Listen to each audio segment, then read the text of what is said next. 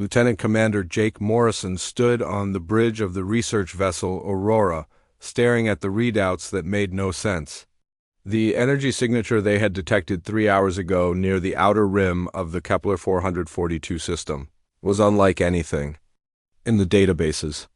It pulsed with a rhythm that seemed almost alive, sending waves of power through space that their instruments could barely measure. "Captain Davis, you need to see this," Morrison called out, his voice tight with excitement and concern. The readings were off the charts, literally. Their most sensitive equipment was struggling to process what they were detecting. Captain. Frank Davis walked over from his command chair, his weathered face showing the kind of calm that came from 30 years of deep space exploration. He had seen strange things before, but the way Morrison was staring at the screens made him pay attention. "What are we looking at, Jake?" Davis asked, studying the swirling patterns of energy displayed on the main screen. "Something big, sir, really big.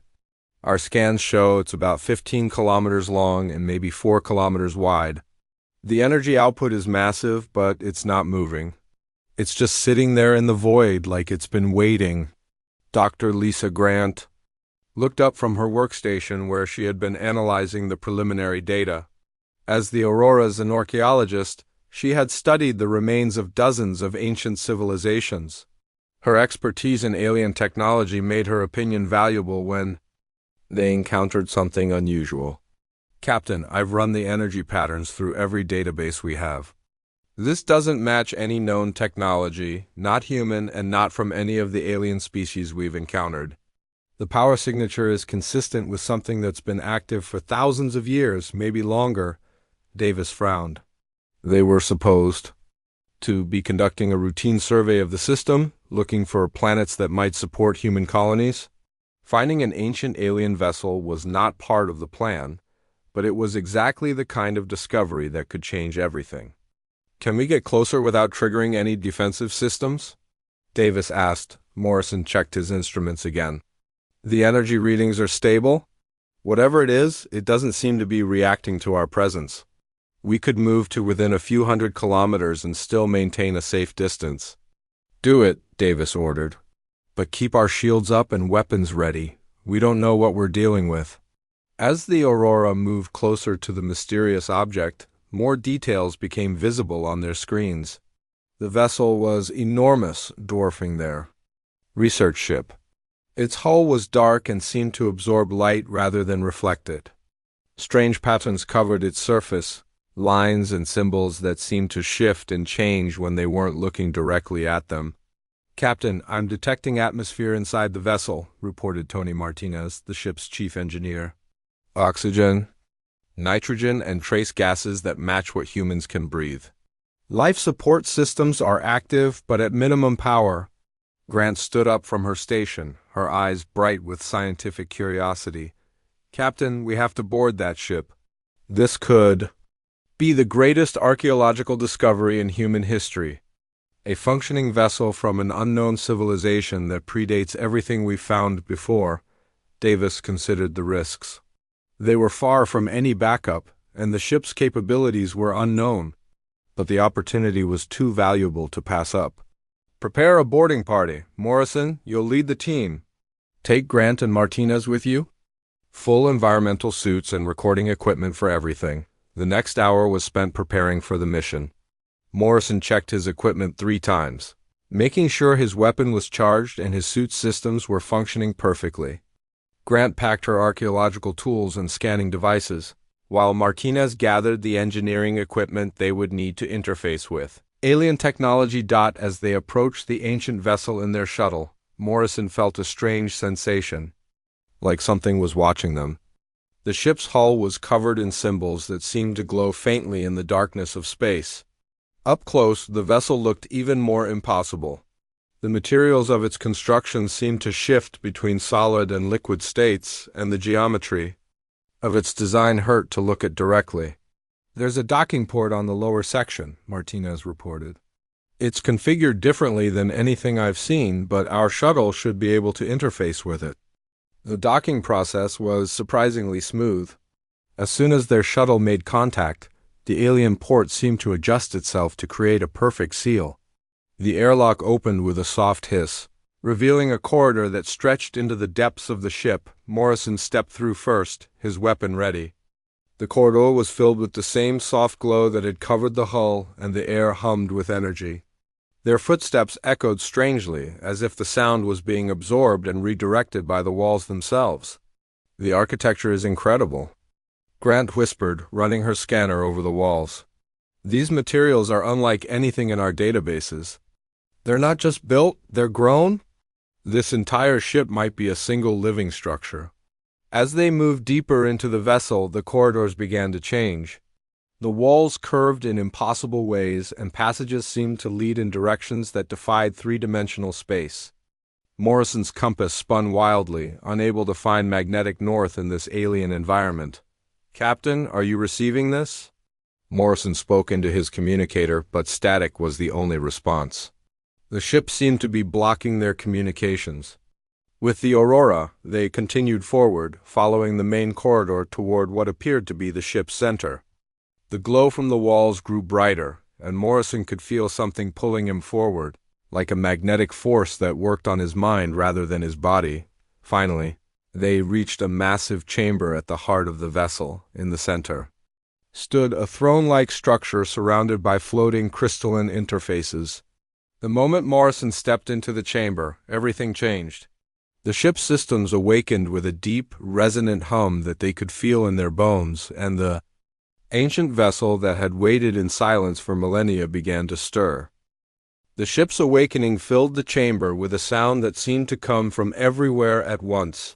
Morrison stood frozen as the throne-like structure began to glow with the same blue energy that pulsed through the walls. The floating crystals around it spun faster, creating patterns of light that hurt to look at directly. Grant grabbed Morrison's arm, her voice tight with excitement and fear. "Jake, something's happening. The energy readings are going crazy." Martinez was scanning the chamber with his equipment, but the readings made no sense. "The power levels are increasing exponentially.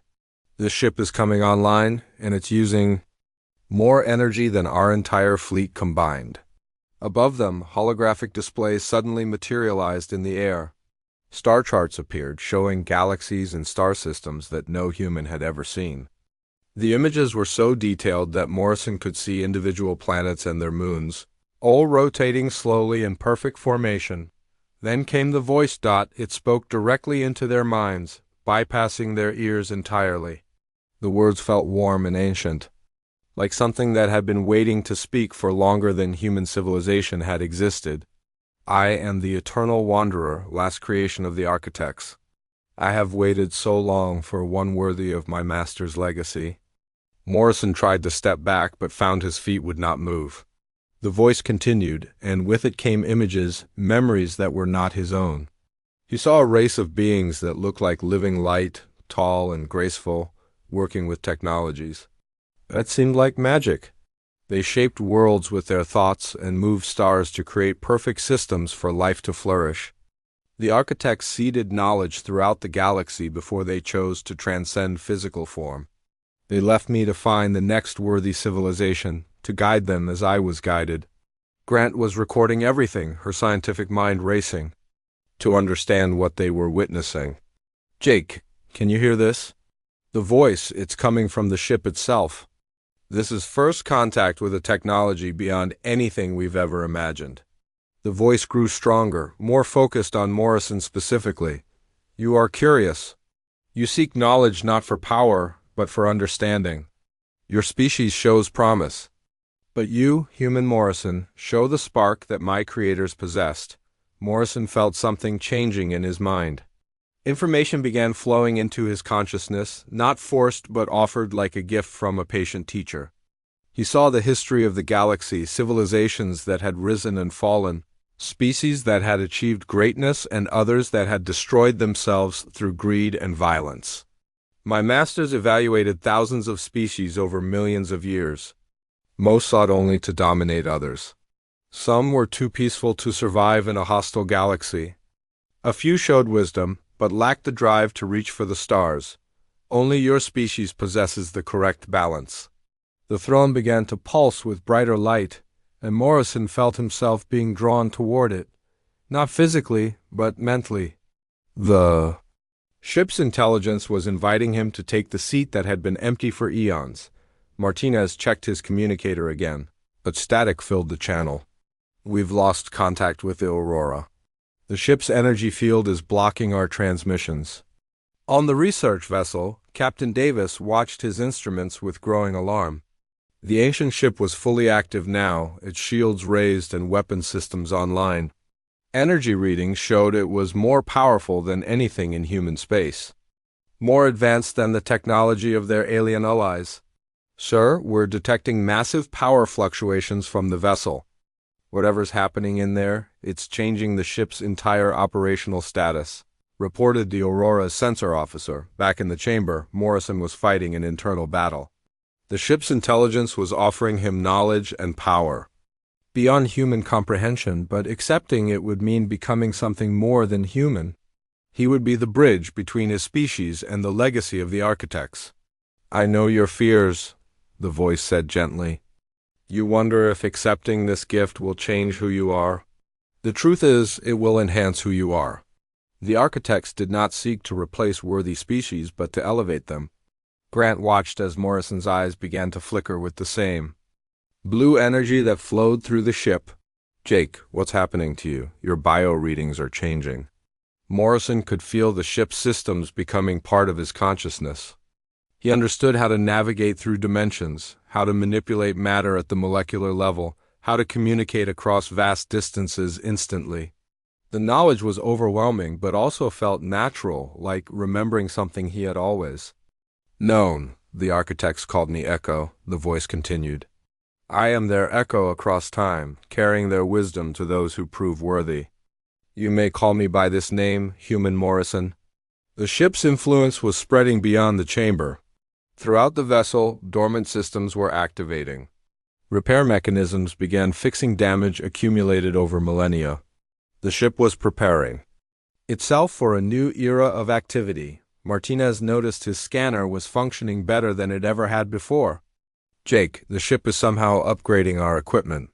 My readings are clearer and more detailed than they should be possible. Morrison finally understood what was being asked of him. The ship was not just offering power, but responsibility. If he accepted the role of its master, he would become the guardian of humanity's future, the one who would guide his species through the challenges that lay ahead.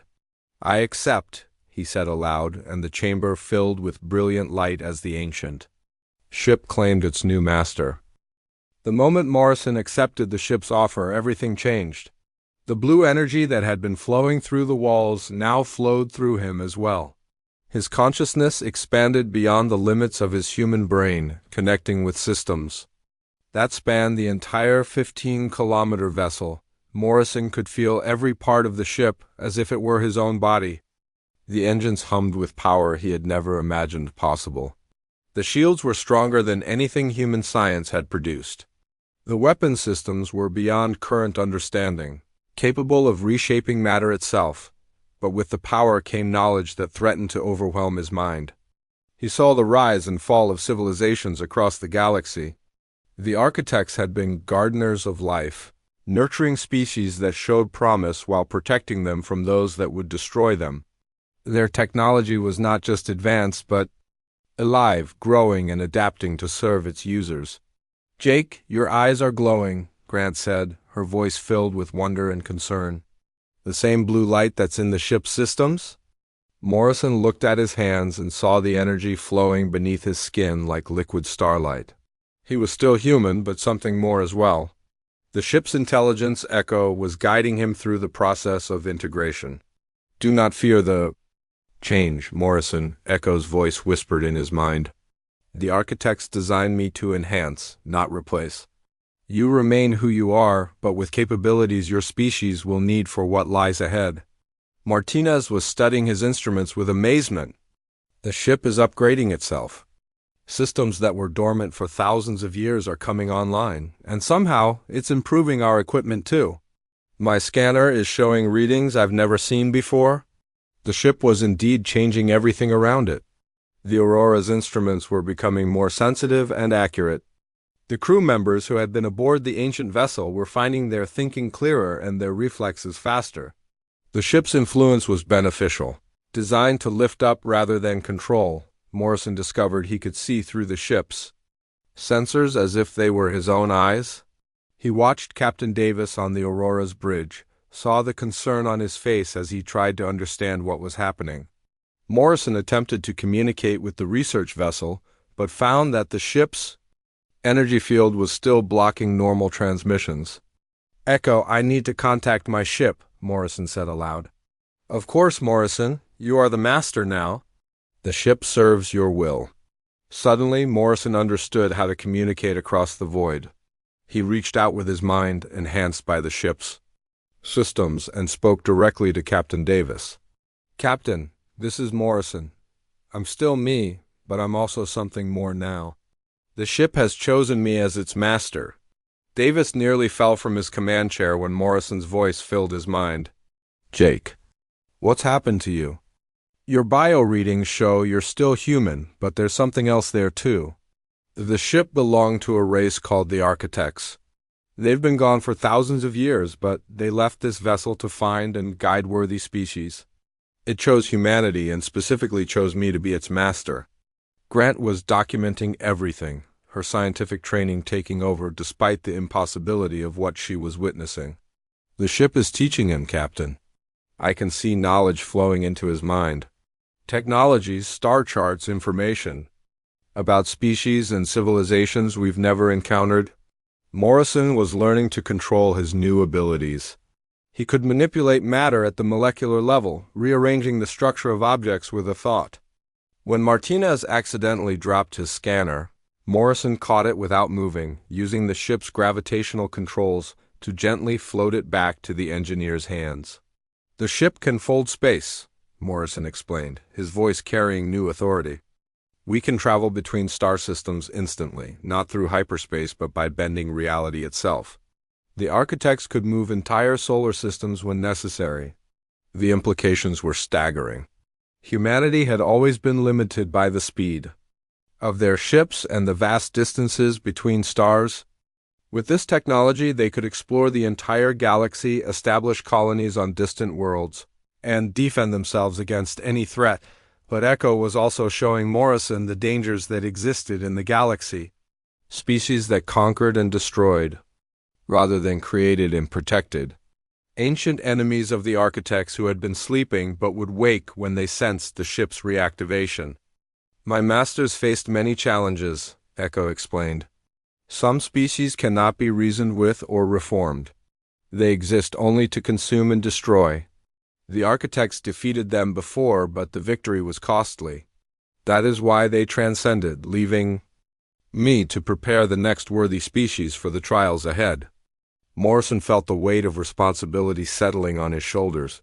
The ship was not just a gift, but a test.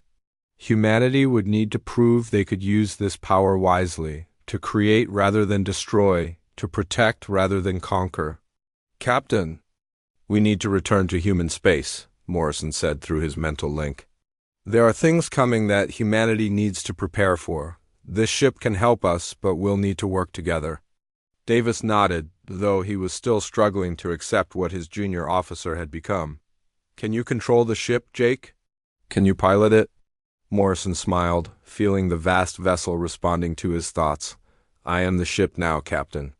And the ship is ready to serve humanity."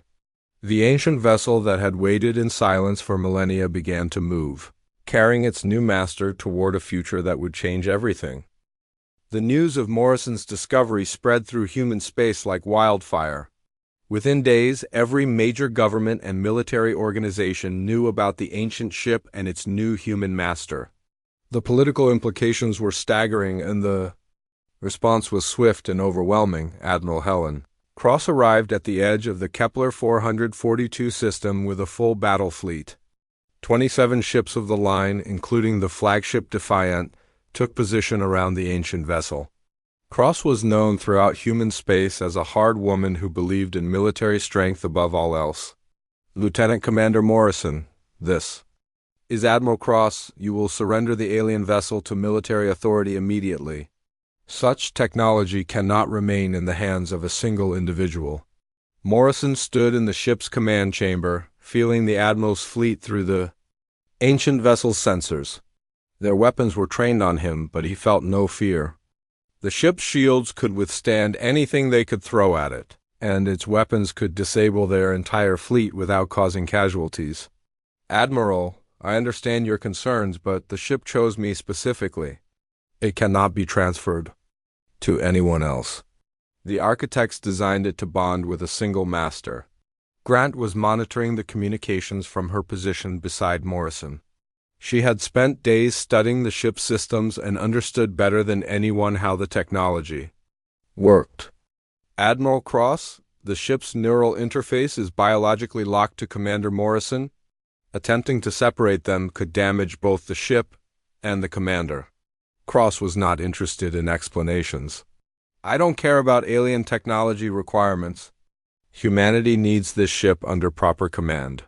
You have 1 hour to comply, or we will take it by force. The political situation became even more complex when the Galactic Council arrived. Representatives from 12 alien species, including the peaceful Kaleri and the militaristic Zephyrians, demanded that the ship be placed under multi-species control. They have been humanity's allies for decades, but the discovery of such advanced technology threatened the careful balance of power. In the galaxy, Ambassador Krell of the Kaleri spoke through the quantum communication link. Human Morrison, such power cannot belong to a single species. The Galactic Council must have oversight of technology that could change the balance of power in the galaxy. Morrison felt the weight of expectation from all sides.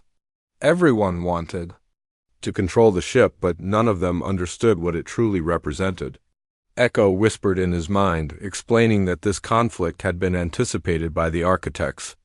My masters faced similar challenges when they first received their inheritance from those who came before them. The test is not just about technological capability, but about wisdom and the courage to stand against those who would misuse such power. Captain Davis remained aboard the Aurora, serving as Morrison's link to the outside world. He watched the political maneuvering with growing concern. Jake, they're not going to give up. Both the human fleet and the Galactic Council are preparing for some kind of action. Morrison made his decision. He would not hand over the ship to those who saw it only as a weapon or a tool for control. The architects had left their legacy: to guide and protect, not to conquer and dominate. Admiral Cross, I respect your authority, but I cannot comply with your demand. The ship was not meant to be a weapon in humanity's arsenal. It was meant to be a teacher and protector. Cross's response was immediate. All ships, prepare to board the alien vessel. If Morrison won't surrender it voluntarily, we'll take it by force. The human fleet moved forward, their boarding shuttles launching toward the ancient ship. At the same time, the Galactic Council forces began their own approach, determined not to let humanity gain sole control of the technology. Morrison felt no anger toward his attackers, only sadness that they could not understand. Through the ship's systems, he reached out and gently disabled every vessel approaching him. Their engines shut down, their weapons went offline, and their life support systems were temporarily disrupted to get their attention. I do not wish to fight you, Morrison broadcast to all the ships, but I will not allow the ship to be used for conquest or oppression. The architects created this vessel to nurture and protect, not to dominate. The display of power was overwhelming. Morrison had disabled an entire fleet without causing a single casualty. The precision required to shut down their systems without harming the crews demonstrated both the ship's incredible capabilities and Morrison's restraint in using them. Grant stepped forward, her voice carrying across all the communication channels. Don't you see what he's doing? He could have destroyed all of you, but he chose mercy. The ship is making him more than human, but he's still using human values. Compassion, restraint, the desire to protect rather than conquer. But the demonstration of power had attracted attention from across the galaxy. Deep space monitoring stations detected massive energy signatures approaching from the outer rim. Something ancient and hostile was coming, drawn by the ship's reactivation. Echo's voice carried a new urgency. Morrison, the Devourers have sensed my awakening. They come to destroy what the architects created. The true test begins now. Morrison looked at the approaching signatures on his displays and realized that the political crisis was about to become a fight for survival. The real enemy was coming, and humanity would need to unite if they hoped to survive what was heading their way. The Devourer fleet emerged from the void like a plague of darkness. Their ships were massive constructs that seemed to absorb light itself, leaving holes in space where stars should have been visible. Morrison watched through the ancient ships. Sensors as dozens of vessels materialized, each one larger than anything humanity had ever built. Echo, what are we facing? Morrison asked, feeling the ship's systems automatically shifting to combat readiness. The Devourers are the antithesis of everything the architects represented. Where my masters created and nurtured, the Devourers consume and destroy. They have slept for millennia, but my reactivation has awakened them. Admiral Cross watched the approaching fleet with growing horror. Her own ships, moments ago focused on capturing Morrison's vessel, now seemed pathetically small compared to the threat bearing down on them. The largest Devourer ship was over 50 kilometers long, its hull covered in weapons that defied classification. All ships, fall back to defensive positions, Cross ordered. Morrison, whatever our differences, humanity faces extinction if we don't work together. Morrison felt the weight of command settling on his shoulders. This was the moment the architects had prepared their ship for, the test that would determine whether humanity deserved to inherit their legacy. He reached out through the ship's systems, feeling the fear and determination of every human in the fleet. Captain Davis, I need you to coordinate with Admiral Cross. The Aurora will serve as our command vessel while I pilot the ship into battle. Davis nodded, understanding that his role had changed from explorer to war coordinator. Jake, what are we up against? Can the ship handle that many enemies? Through Echo's memories, Morrison saw the last war between the architects and the Devourers. It had been a conflict that spanned galaxies, with entire star systems destroyed in the fighting. The architects had won, but at a cost so great that they chose to transcend physical existence rather than rebuild. The ship is powerful, but we cannot win through force alone. The Devourers are too numerous and too experienced in warfare. We need to be smarter, use strategy and cunning rather than brute strength. The first Devourer attack came without warning. Beams of dark energy lanced across space, striking the human fleet with devastating effect. 3 ships were destroyed instantly, their hulls consumed by the alien weapons. The remaining vessels returned fire, but their weapons barely scratched the enemy's armor. Morrison responded by folding space around the ancient ship, appearing behind the Devourer formation. His weapons were unlike anything in the galaxy, capable of disrupting matter at the atomic level. When he fired, entire sections of enemy vessels simply ceased to exist, their atoms scattered across space. The ship's influence is spreading, Grant reported from her position in the command chamber. Our allies' weapons are becoming more effective, their shields stronger. The ancient technology is upgrading everything around it. The battle spread across 3 star systems as Morrison led the combined human and alien forces in a fighting retreat. He used the ship's space-folding abilities to create tactical advantages, making enemy attacks miss their targets and allowing allied vessels to strike from unexpected angles. Captain Davis coordinated the fleet movements while Morrison focused on the larger strategic picture. The Kaleri ships provided long-range support while the Zephyrian warriors engaged in close combat. Even former enemies worked together when faced with the threat of total annihilation. Morrison, the enemy is adapting to our tactics, Ambassador, Krell reported. They are learning from each encounter, becoming more effective with every battle. Morrison could see the truth in the aliens' words. The Devourers were not just mindless destroyers, but intelligent opponents who studied their enemies and improved their methods. Each engagement was becoming more difficult as the enemy adapted to his strategies. The climactic battle began when the Devourers made their final push toward human space. Morrison positioned the ancient ship at the edge of the solar system, using its massive bulk as a shield to protect the worlds behind it. The enemy fleet surrounded him, their dark vessels forming a web of destruction around his position. "Echo, if I use the ship's full power, what happens?" Morrison asked. "The ship can destroy the entire enemy fleet, but doing so would consume both the vessel and its master. You would save your species, but the architect's legacy would be lost forever." Morrison looked at the tactical display showing the overwhelming enemy numbers. He could feel the fear of billions of humans on the worlds behind him, counting on him to protect them.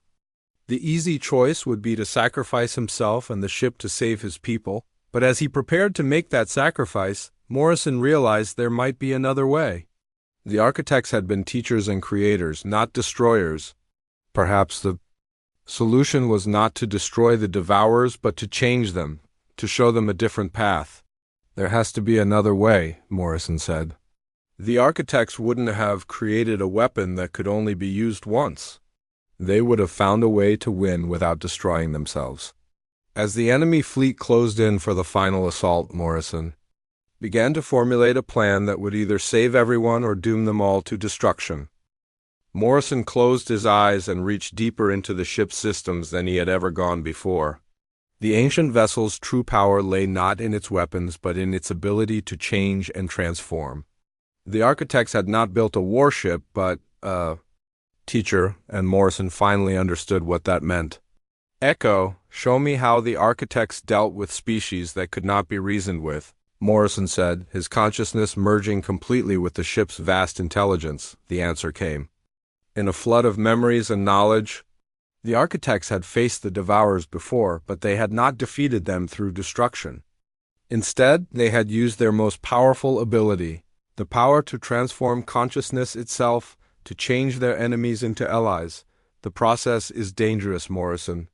It requires you to open your mind completely to the enemy, to understand their nature so deeply that you can reshape it. Many of my masters died attempting this technique. Morrison felt the weight of every human life depending on his decision. The Devourer fleet was closing in, their dark weapons charging for a final assault that would destroy everything he cared about. He had to try. "Grant, I need you to monitor my vital signs. If this goes wrong, you need to record everything for whoever comes after me." Grant nodded, tears in her eyes as she understood what Morrison was about to attempt. "Jake, you don't have to do this. There has to be another way." "There is no other way," Morrison replied, his voice carrying new authority. "The architects chose me for this moment. I have to trust their judgment." Morrison opened his consciousness to the Devourer fleet, reaching out through the ship's systems to touch the minds of his enemies. What he found there shocked him. The Devourers had not always been destroyers. They had once been a species much like humanity, curious and creative, but something had gone wrong in their development. They had been transformed by their own technology, turned into beings that could only consume and destroy, their original nature had been buried beneath layers of artificial programming, but it was still there, waiting to be awakened. "I can feel their pain," Morrison said, his voice strained with the effort of maintaining the connection. "They don't want to be destroyers. They're trapped in their own programming, unable to stop themselves." The process of transformation began slowly. Morrison used the ship's power to reach into the core programming of the Devourer vessels, not to destroy them, but to repair the damage that had been done to their consciousness. It was like performing surgery on a living mind. Delicate and dangerous. Captain Davis watched from the Aurora as the space around Morrison's ship began to change. The dark energy that had surrounded the Devourer fleet was shifting, becoming lighter. The enemy vessels stopped their advance, their weapons powering down as their crews struggled with returning memories of who they had once been. "Morrison, the enemy fleet is changing," Davis reported. "Their energy signatures are becoming more stable, less aggressive." The transformation was taking its toll on Morrison. His body was failing as he poured his life force into the process of healing an entire species. Blood ran from his nose, and his hands shook with the strain of maintaining the connection. "Jake, your bio readings are critical," Grant said, her voice filled with fear. "You're killing yourself." Morrison smiled through the pain. I'm not dying, Lisa. I'm becoming something else. The architects didn't disappear. They transformed. This is what they were preparing me for.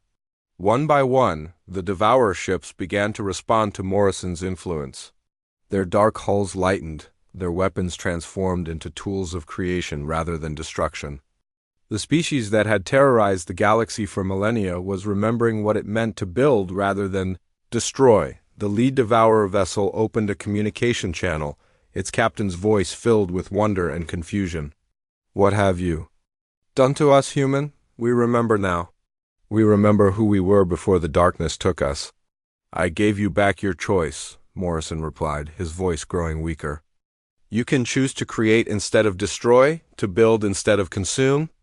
The architects believe that every species deserves a chance at redemption. The transformation was complete, but Morrison's body could no longer sustain the effort. He collapsed in the command chamber, his consciousness spreading throughout the ship's systems. He was becoming one with the ancient vessel, just as the architects had intended. Don't mourn for me, Morrison said, his voice now coming from the ship itself. I'm not gone. I'm just changing, becoming something that can guide humanity for generations to come. Years passed, and Morrison became known throughout the galaxy as the first human architect. His ship traveled from world to world, sharing knowledge and helping species develop their potential.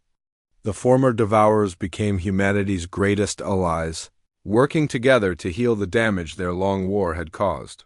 Grant, now an old woman, stood in the ship's command chamber where Morrison's consciousness lived on. You did it, Jake. You saved everyone and gave us a future we never could have imagined. Morrison's presence filled the chamber with warmth and wisdom. The architects were right, Lisa. Humanity has something special. We don't just survive, we help others survive too. That's what makes us worthy of their legacy. The ancient ship continued its journey through the stars, carrying the best of humanity to every corner of the galaxy, ensuring that the architect's dream of a better universe would never die.